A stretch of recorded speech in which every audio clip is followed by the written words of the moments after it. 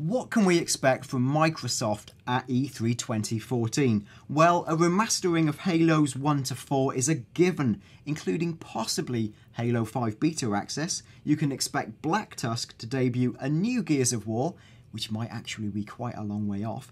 But what huge third-party exclusive or exclusives are Microsoft planning for E3? Well, I'm Dan Dawkins for CVG, and I'm joined by GamesRadar's Dave Houghton. Hello. To discuss Xbox One's 5 biggest potential announcements at E3, plus some extra rumours that we're saving for the end, so do stay tuned. Straight in at number 5. Halo, the Master Chief Collection. Dave, what is this? This is a very, very, very heavily rumoured remaster collection of Halos 1 to 4. Shinied up, HD'd, I'd imagine, in full 1080.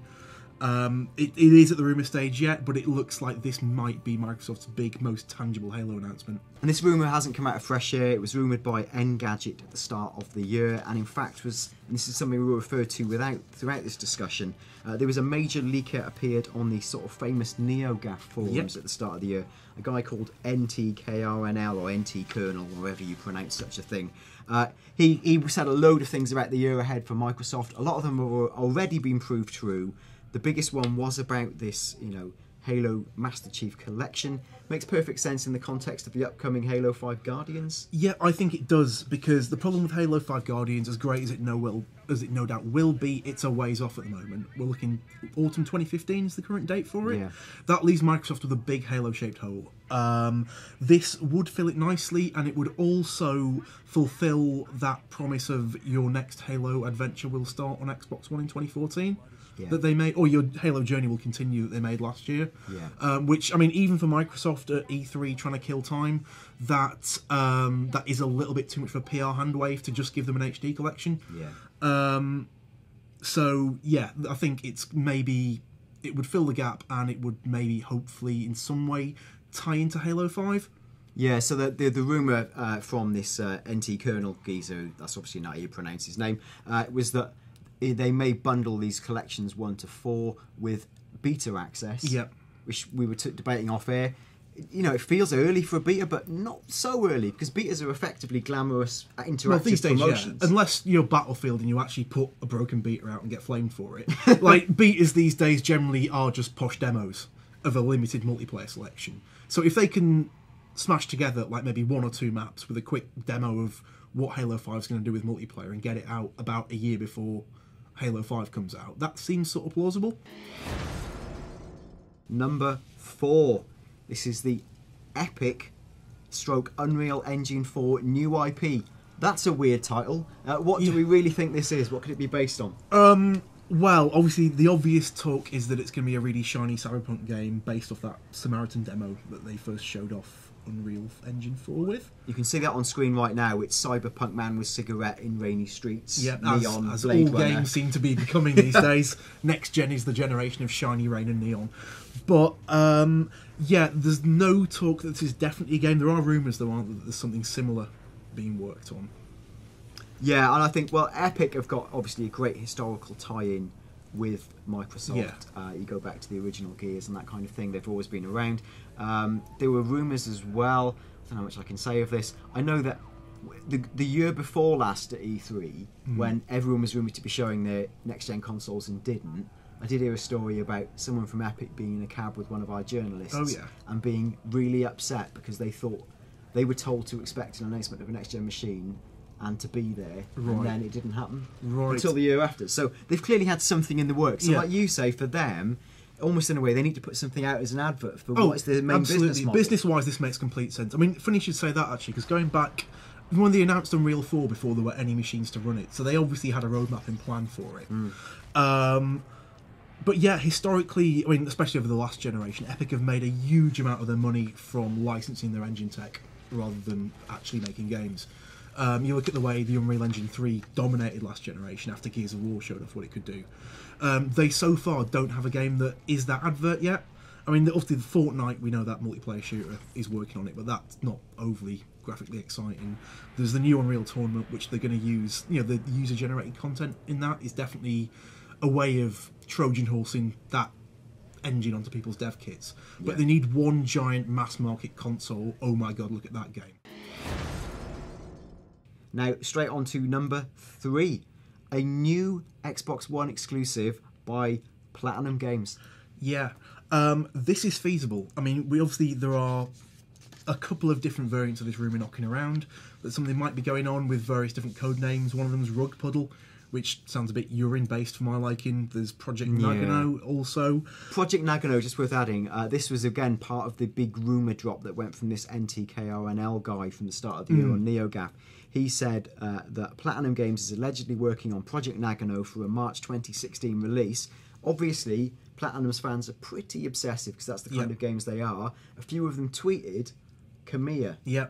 What did he have to say about it? It was in his usually beautifully aggressive, abrasive self. It was something along the lines of, I've told you 100,000 billion times, I wish these idiots would leave me alone, or something of that. Yeah, ilk. it was. He says, as I've said, 100, whatever, it was a lot of zeros. Yeah, many. I'll block these idiots immediately. Now, someone else tweeted someone else at Platinum Games and said, what's the score with Nagano for 2016?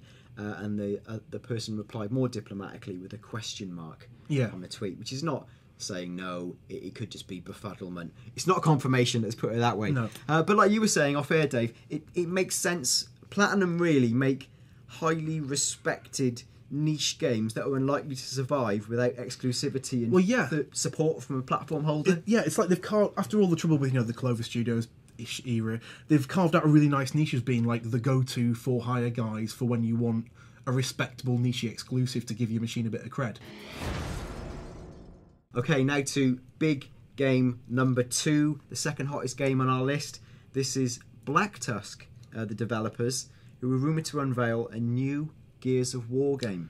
Yeah, we know they're working on it. They've been put together specifically for a new Gears of War.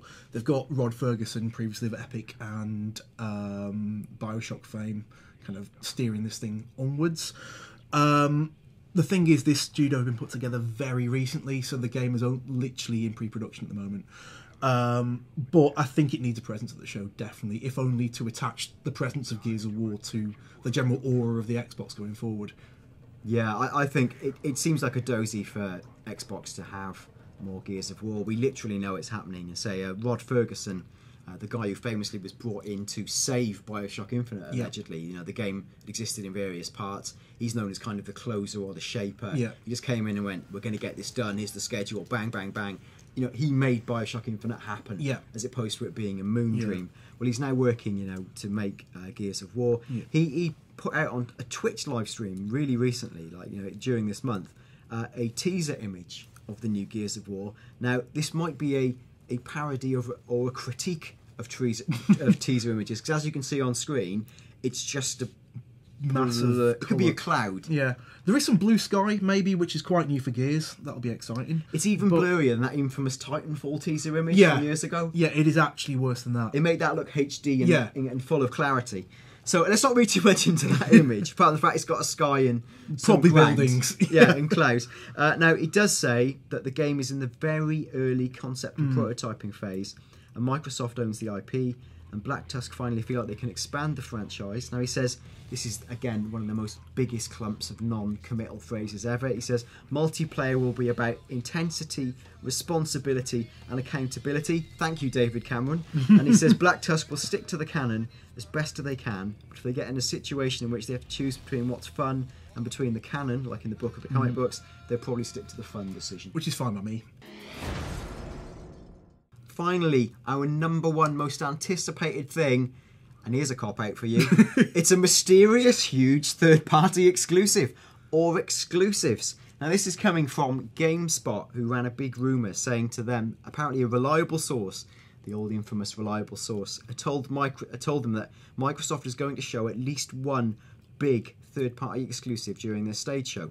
It says, we don't know the exact game, but our source says the game is both something unexpected and something people will be really excited about. I love these words that mean nothing. But, hey, we also think that, because, let's face it, that's what Microsoft do. They're really on the back foot in this console war. Like, Sony have really taken the initiative right from the pre-owned to the pricing of the PS4. Like, Sony have taken the front foot. There's a bigger install base. Like, it's important for Microsoft to come out all guns blazing and to steal an exclusive that really makes a difference. Yeah, obviously the importance of Kinect in the overall scheme of the Xbox One is now just recently been quite downgraded. Halo's a way off, Gears is probably even further off. They need something to fill that gap quite rapidly, even if only in kind of aura right now. Well, let's hit the names that have been thrown around the internet. We're going to run through and see how credible we think these are. Let's start with one that's maybe more incredible. Fallout 4. Yeah, probably exists, or at least is in some sort of development right now. I wouldn't be at all surprised.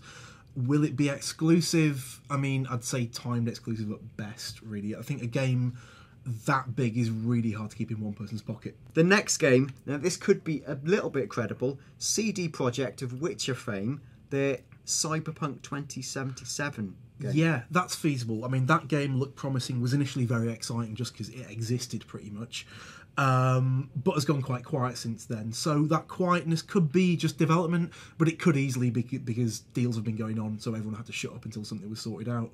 Yeah, and again, as we were saying, next gen, showing off next gen visuals is all about rain, steam, wind, neon.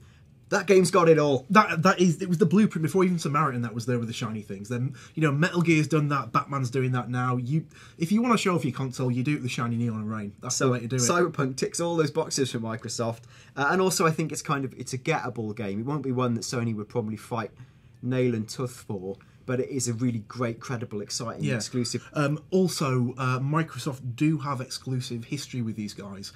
If you remember, CD Projekt's Witcher 2 only came out on Xbox 360 and PC. Yeah. There was no PlayStation version. That's right, I was a PlayStation magazine man at that time, and we never got any witching.